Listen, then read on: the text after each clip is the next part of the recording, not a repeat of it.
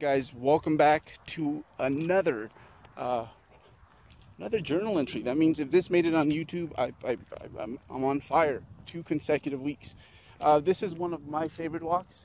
It's one of those walks where I just kind of clear my mind, talk to myself, and quite often when I do talk to myself, the topic is my training. So I think this time I'll take you guys with me as we go through it. I think the way we're going to format this video, let's do talk, and maybe we can do it this way from now on. Talk, training, hopefully it involves a lot of PRs, and then physique updates when I feel like we should go through them. I guess the main focus right now is going to be the fact that I am going through a fat loss phase. It is something that just about every 10 months or so I will go through during this this long off season, very long off season. And again, it's one of those things where I think even when you are an advanced bodybuilder, you train better when you're in an overfed state. So again, I think if you were to talk to anyone who has trained, say, for a good 8 to 10 years, they will tell you that when they do overeat, they do tend to train better, hit PRs a lot more frequently. I guess the issue is that if you overeat for a long period of time, eventually you find yourself fat. So that's why every once in a while we have to have these little interruptions where we undereat, and we do that for about, in my case, it's about 10 months of gaining, 2 to 3 months of cutting. Rinse and repeat and continue on with that method. So yeah, I reached my top in weight of about 185. Upon getting there, held it for a minute, and then we decided to trim some off. I'm about 175 right now, I'd say, on most days, and I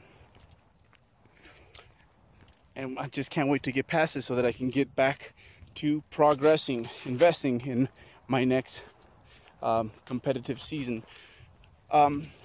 And I think the main topic I want to go over is just flexible dieting. And I think sometimes when we think about flexible dieting, we think about, fitting foods that aren't necessarily typical when it comes to the mainstream bodybuilding culture, Oreos, ice cream, Pop-Tarts, that sort of stuff. And I think when I think of flexible dieting, I think of that as something that's, it's a multi-dimensional thing. It's something that goes past just like what foods you pick to meet your fat, carb, and protein requirements. It's one of those things where I think anyone who has tracked their macronutrients will tell you that the way they look at food is going to be very different than someone who hasn't, right? Good example of this, without rambling too much. This was after one specific, this was a show maybe about 2 years ago. But anyhow, you had the meatheads and then the regular folks, same table. And what was happening is we were basically ordering drinks, large party, so it took a while for stuff to get there. The meatheads obviously got their diet sodas, the calorie-free stuff. And then the regs, the normal people that most likely have never tracked their intake, they just kept getting their regular sodas. So regular sodas with just reckless abandon, because our food was taking a little bit longer because it was a bigger party. So they just kept pouring more and more and more soda into the cups, and they kept drinking and drinking. I think before the food got there, they were way past 200 grams of carbs. So again, to someone who's tracked, be like, do you know what you're doing? Right? And I think, the point of tracking macros is not so that we track macros for the rest of our life. So at a certain point, I think, we're no longer in tune with what our actual needs are, whether it be for a deficit or a surplus. Like, what is the right amount, and the right, how much volume in either direction, whether it be a deficit or a surplus. I think we kind of lose touch with that. And that's one thing we've done a little bit different during this fat loss phase, is we've simply been intuitive eaters for the most part. Intuitive in that, tracking has been fairly existent, I'd say. So very loose with that, and that's just because, you know, I can kind of recollect what I've gone through in regards to food consumption throughout the day. And then there's also been times where, like, hey, social event comes up, I'm not going to track today, within reason, you know. Obviously I'm not going to go eat myself silly, but I'll definitely, to the point where I you know, perhaps lose a few days of dieting, but definitely probably lost that day, maybe half of the other day. But again, it's making just decisions, and making decisions not necessarily based on what's right within this acute window, but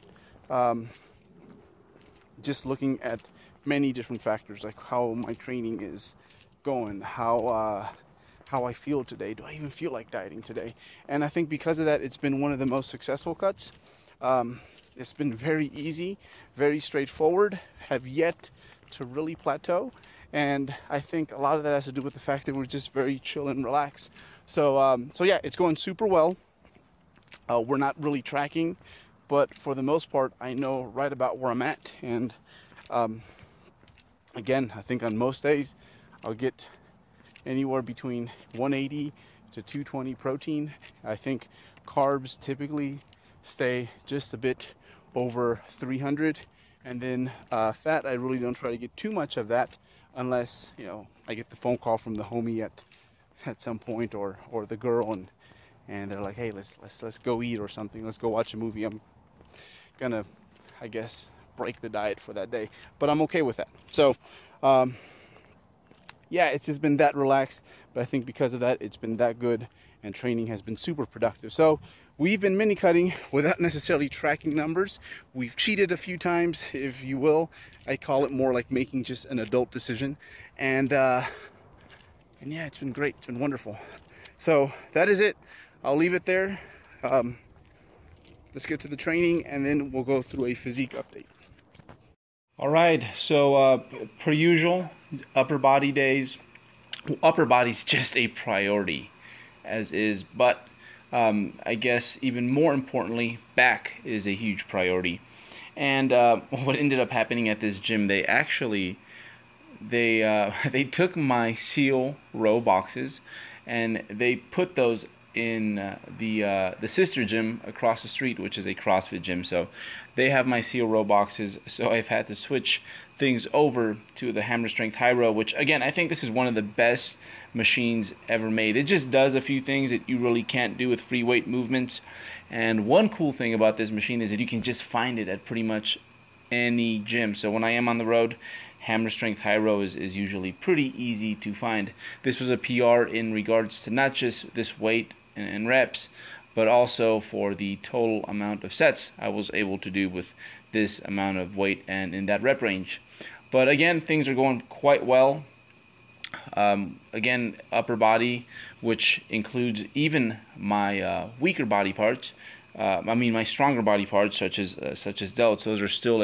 Those are a big priority, or something that I don't skip out on, even though I guess they are among the stronger areas in my upper body as a whole.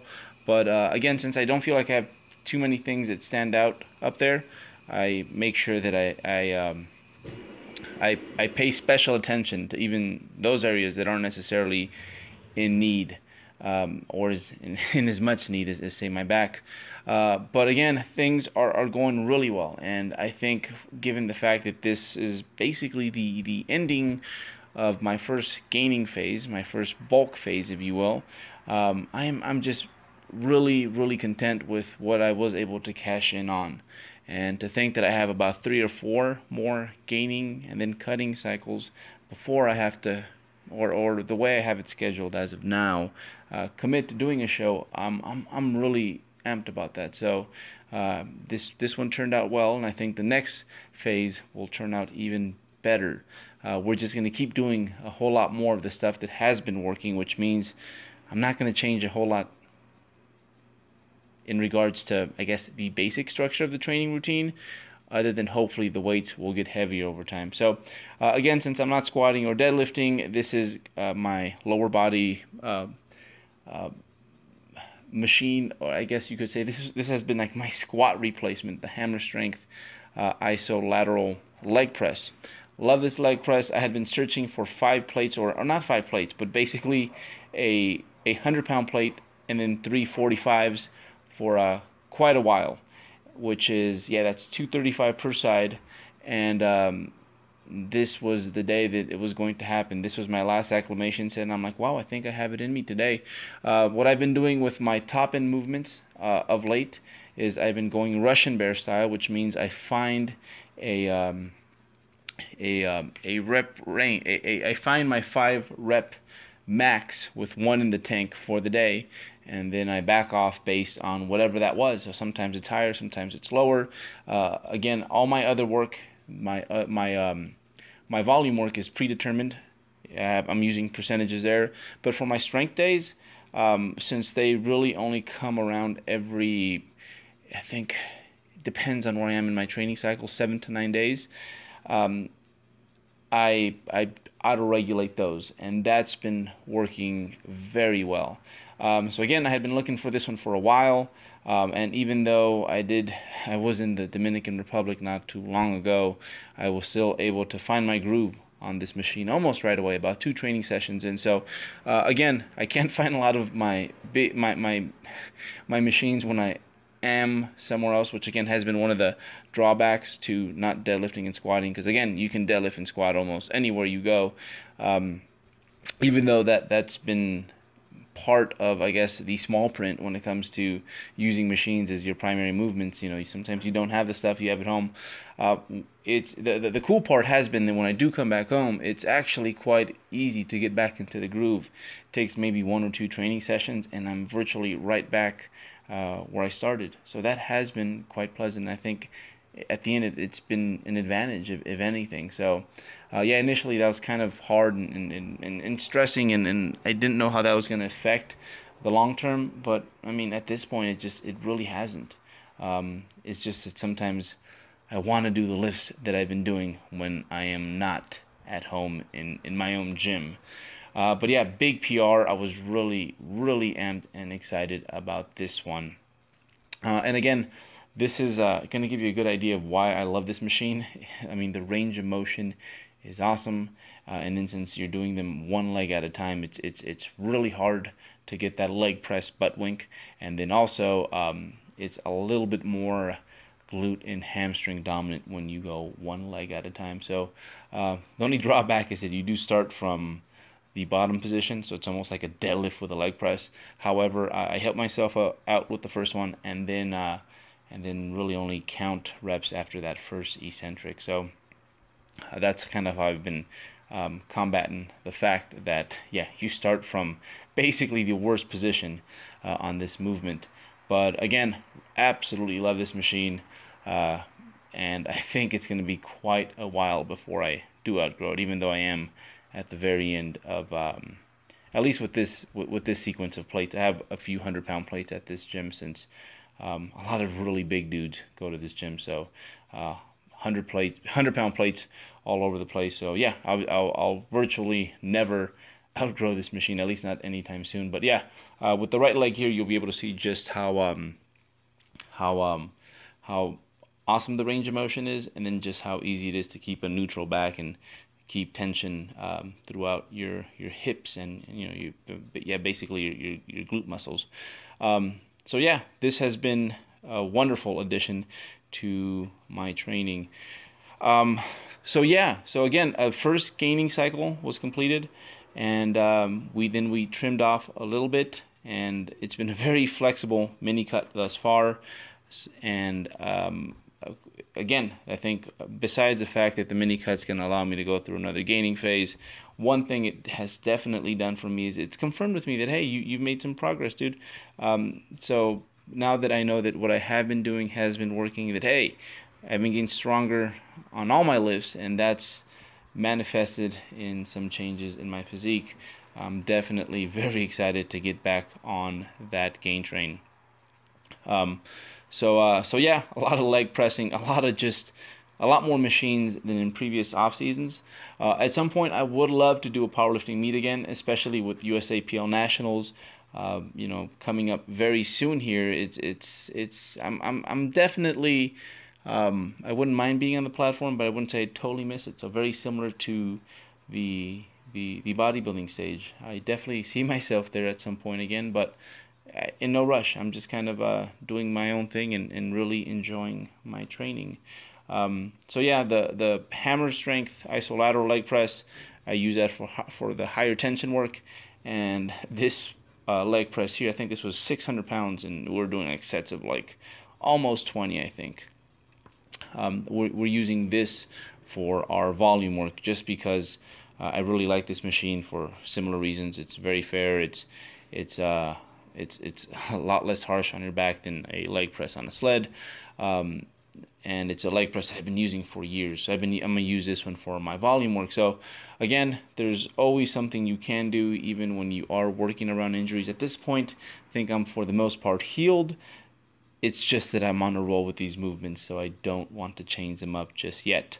So yeah, priority number one is upper body, back, to be more specific, but then also hamstrings, because again, hamstrings, those are, especially when you are all dialed in and in the appropriate shape, those are some standout body parts. So a lot more hamstring volume compared to quad.